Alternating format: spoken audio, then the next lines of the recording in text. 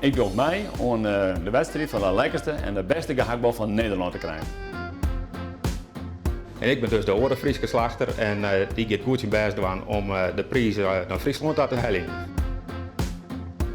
Ik vind dat een gehaktbal, een goede, lekkere gehaktbal, dat er heel mooie rul is. Nou, ik vind dat een goede gehaktbal moet sowieso heel erg lekker eruit zien.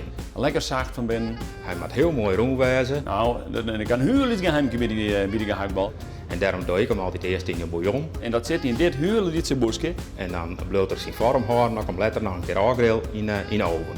En dat doe ik alle keer een heel iets beetje in en dat is een heel iets beetje liefde.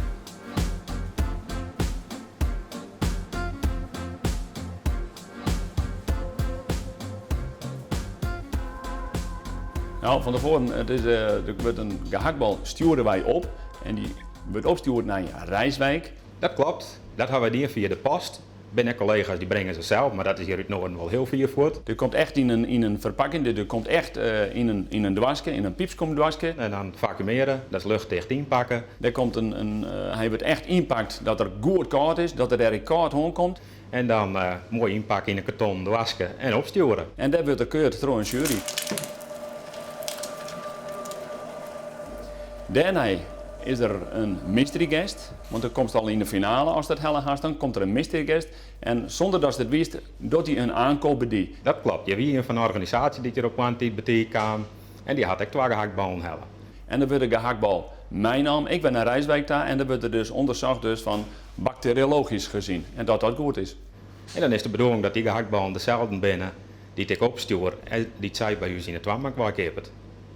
Jo zei ze die betiert kan, maar dat wie toch een mystery guest? Ja, maar wij hier naartoe wel in de gaten toen ze kwamen. Dus toen zeggen we wel dat het wie 2 gehaktballen en voor de rest hoefde ze eigenlijk niks. Toen dachten we wel van dit is voor de wedstrijd. Dus joh, hier in de smiezen. Wij hier in de smiezen, dat klopt. Ja.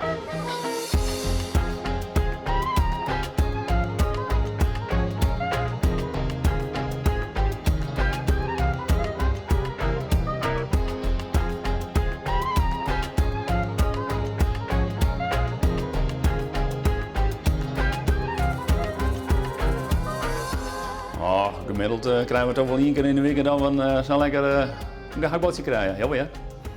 Nou, wel regelmatig. Maar net dagelijks.